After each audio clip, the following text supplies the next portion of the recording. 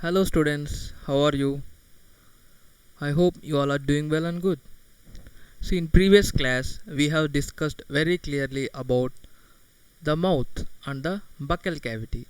See, in that mouth we discussed about tongue, teeth and salivary glands. See, next, that means we take food through mouth. That process is known as ingestion. After chewing the food, we swallow the food, right? So then food, where our food goes, it has to goes to the stomach through food pipe. Okay, you can see the diagram here.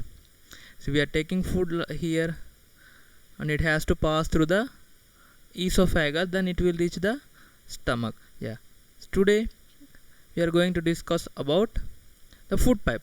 See, food pipe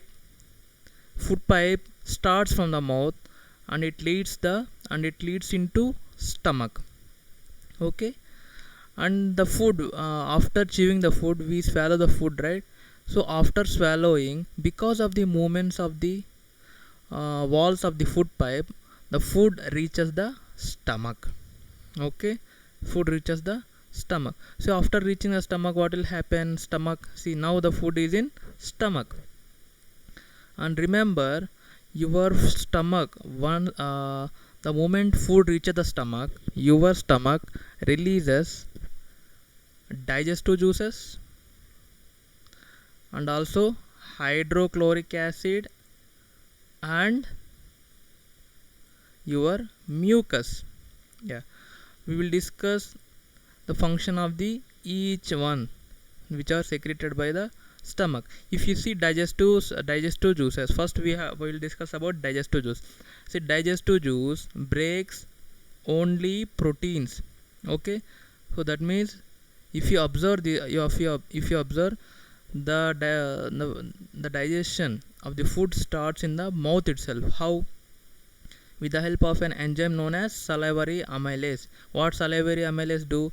Salivary amylase breaks down the starch into sugars. Okay, now the digestive juices breaks down the proteins. Okay, and suppose your food may contain some harmful bacteria sometimes. Yeah, so at that time what will happen? Your hydrochloric acid, which is released by the stomach, mixes with the food and kills the harmful bacteria. Okay, harmful bacteria. Okay, and also it makes the food acidic, and also it also creates acidic medium. And remember, acidic medium is very much required for the digestion of proteins. Okay, now mucus. So what is mucus? See, if you keep your if you observe your nostrils, inside your nostrils you can feel your mucus is a sticky jelly like substances. So mucus, what will happen? See, you may get a doubt, sir, hydrochloric acid is very dangerous. In previous classes we studied that acid is corrosive. Then definitely you may get a doubt that, sir, then why we are not affecting by the acid? Yes, it is because of the mucus covers the walls of the stomach. Okay, so in order to protect from the hydrochloric acid, so that's why your hydrochloric acid acts only on the bacteria, and it will not act on our own muscles. How? Because our muscles are protected by the mucus is released by the stomach. Okay, yeah, remember this one. And now the food, after the digestion of after the breaking down of protein, now the food leads into small intestine. Okay, now food leads into small intestine. Let me show you the picture. Yeah, now see, food is the here food process the stomach, and now here you can see a small connection. Okay, now food reaches the small intestine. See here, uh, actually stomach is connected to the large small intestine. On that one here they are showing a large intestine. Okay, it is there on the top of the small intestine, so don't get confused. Okay, yeah. Now the food is in small intestine. You can see here very clearly. You can see here. Yeah, here it is stomach. From stomach, food enters into small intestine. Okay. Yeah. Yeah. Small intestine. The length of the small intestine is 7.5 meters. 7.5 meters. So you can imagine 7.5 meters means how much long. And one more thing is, your small intestine has a connection. See, I have in the previous class we have discussed about the glands. What are the different glands? Associated glands, salivary glands, liver and pancreas. See, small intestine has a connection with the liver, okay, and also pancreas. See here, this is small intestine, okay. This is liver. Liver has a connection, small intestine has a connection with liver, and also small intestine has a connection with the pancreas. Yeah. See, it also, your small intestine also secretes digestive juices, okay. And if you observe that one, liver, the liver, which is the largest gland in our body. Liver is the largest gland in the body. What liver does? Liver secrete bile juices, okay. You see here, see, liver has a connection with the small intestine. So in between, so here you can see, small pouch like structure, right?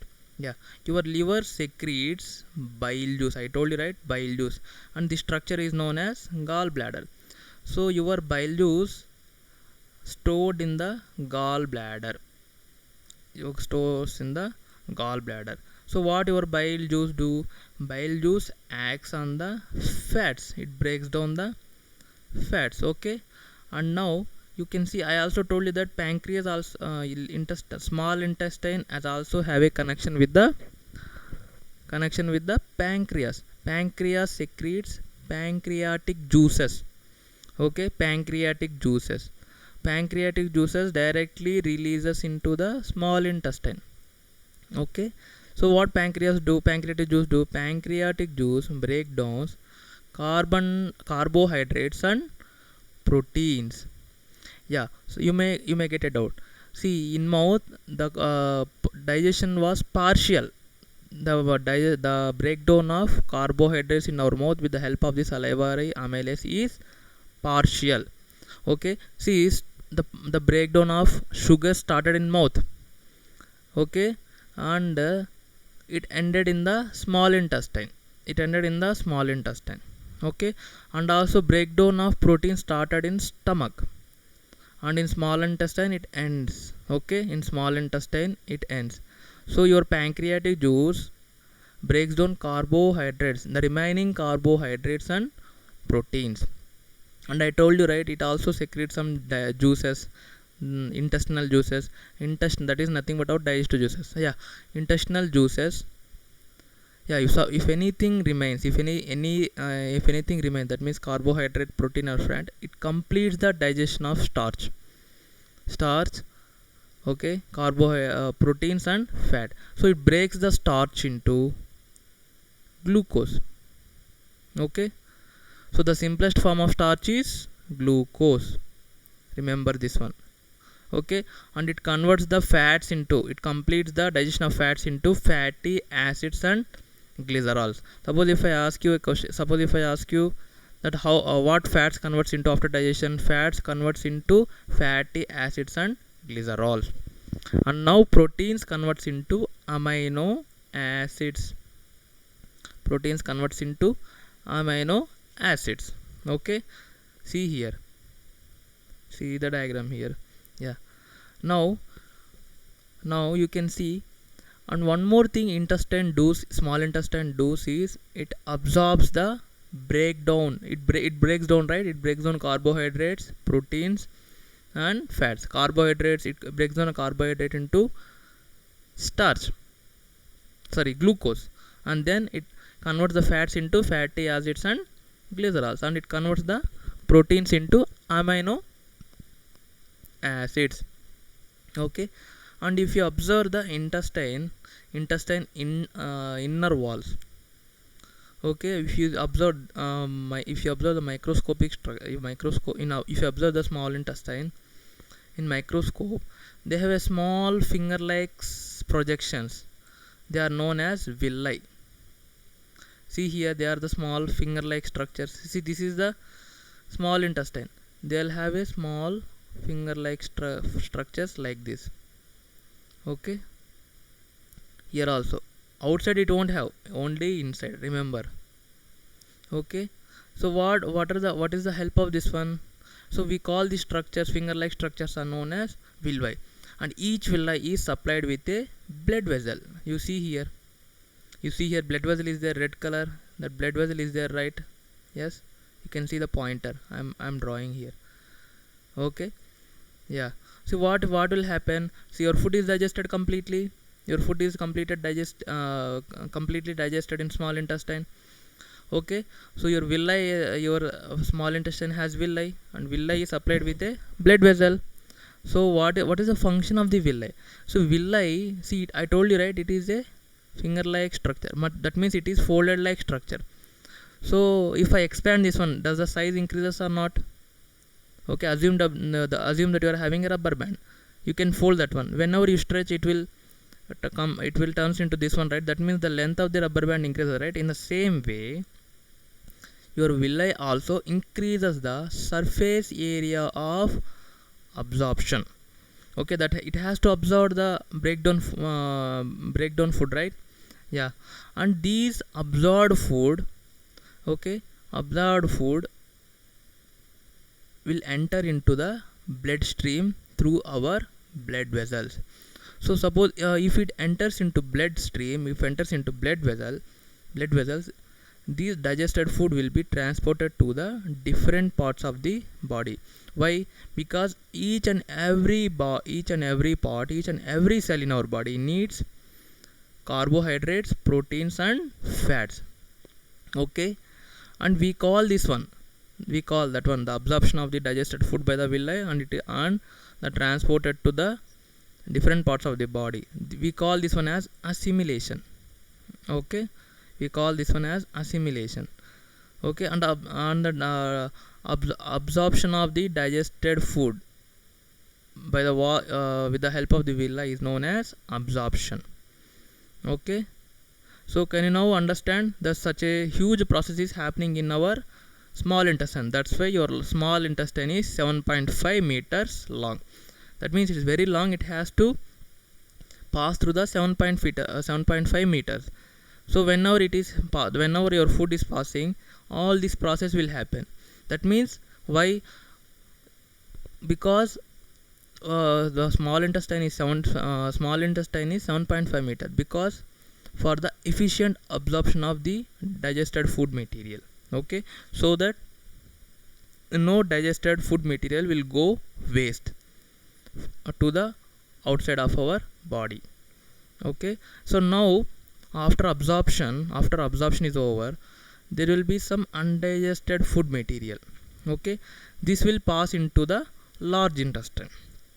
Okay, yeah, now your food is in, now your see it will pass all over, and then it enters into now it enters into large intestine. And remember, your large intestine is 1.5 meter long. Yeah, 1.5 meter long. So your undigested food material also has some water and some salts and minerals. These will be absorbed by the large intestine. Okay, large intestine. So your large intestine also absorbs water and some salts. Yeah, and then after absorbing water and salts, the waste material will passes through the rectum. You can see a structure here. I will show you. You can see a structure. This is known as our rectum. Here, temporarily, our feces, our waste material will store here, and it will passes the waste material to the outside of our body through anus. This is anus. Okay, through anus. Okay, students. Yeah, through anus. So this process of removing food to the outside of our body through anus is known as egestion. So we have studied four different words. That is the ingestion. Ingestion is the taking of food into our body through our mouth. Okay, in small intestine, digested food will be absorbed. Okay, so that is known as absorption. Okay, and we also studied about the word assimilation. Okay, so the digested food, the absorbed material will be carried to the different parts, okay, for their use. That is known as assimilation. And then undigested waste material will pass out through the anus from our body to outside. That process is known as egestion. Okay, so we have studied about ingestion, absorption, assimilation, and egestion. Yeah. Okay, so I hope you all have understood my lecture today. So thank you so much, students, and have a nice day.